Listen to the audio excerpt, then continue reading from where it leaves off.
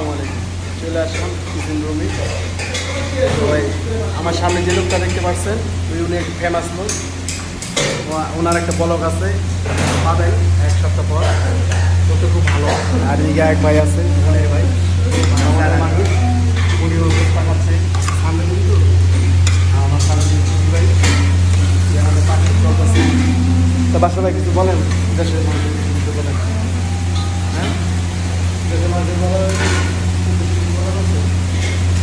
দেশের মানুষ ভালো হয়ে গেছে। আমরাও তো প্রবাসী আছি, ইনশাআল্লাহ আমরাও আছি, ভালো আছি আর কি। আমরাও তো দোয়া করবেন, এটাই তো। এখন পাকশাক করতেছি, আসেন খাওয়া দাওয়া করে একসাথে। আমার ভাই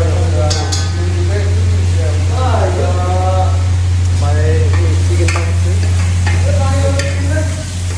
এই যে আমাদের প্রবাসী জীবন, যারা আমাদের পাকশাক করি, আপনারা আসেন,